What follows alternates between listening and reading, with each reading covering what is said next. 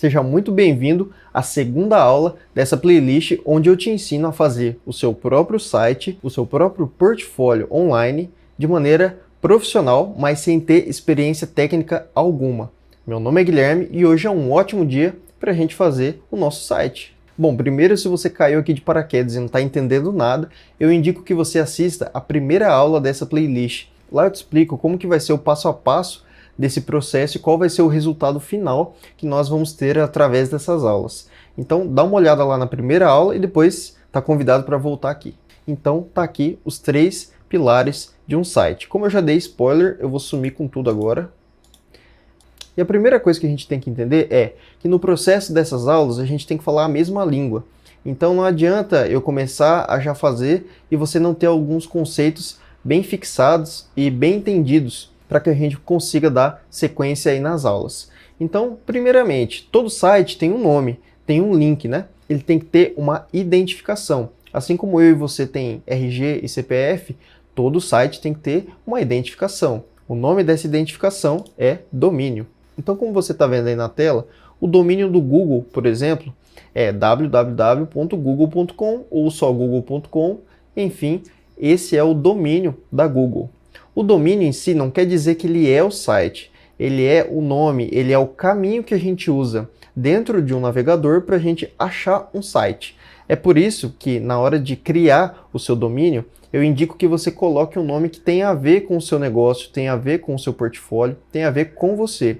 Que seja josedasilva.com, mas ele tem que ter a ver com você, tem que ter a ver com o assunto que aquele site vai tratar, ou com o nome da marca que você tenha. Eu só estou frisando isso porque na hora que a gente for contratar, não vale a pena a gente testar um nome aleatório, só colocar qualquer coisa. Não, o domínio é uma coisa séria, né? Vai ser o nome do seu site, vai ser o link que você vai passar para as pessoas poderem acessar o seu portfólio.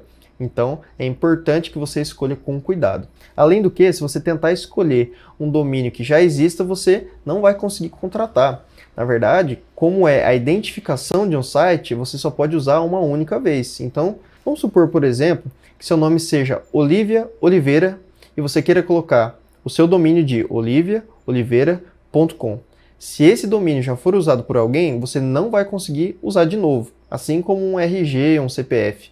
Você só pode usar um domínio uma única vez, justamente porque ele é o caminho, ele é a identificação que os sites usam. Bom, vamos pensar um pouquinho aqui então. Agora a gente já tem o nosso domínio, que é o nome do nosso site, mas onde que a gente vai guardar as informações do nosso site, ou seja, o layout que a gente vai fazer, os botões que a gente vai criar, todos os arquivos que a gente colocar no nosso site, os textos, as fotos, os vídeos, onde fica tudo isso? Imagina que você tivesse que deixar guardado na sua máquina todas essas informações e cada vez que uma pessoa fosse acessar, ela fosse acessar diretamente da sua máquina em casa.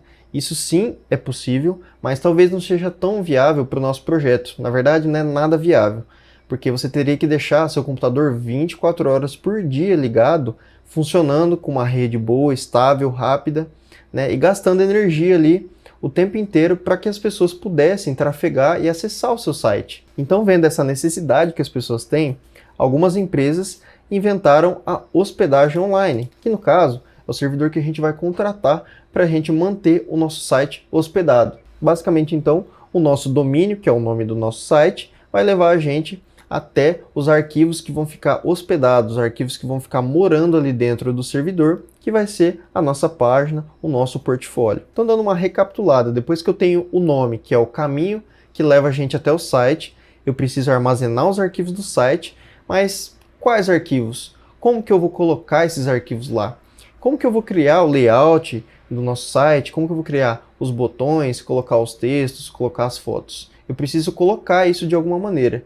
E além de colocar, depois eu tenho que gerenciar tudo isso, né? Trocar alguma coisa, de repente mudar alguma coisa de posição, atualizar tudo isso. Onde e como que eu vou conseguir fazer tanto a criação quanto o gerenciamento do nosso site? É aí que entra o nosso querido amigo WordPress, que por sinal é gratuito.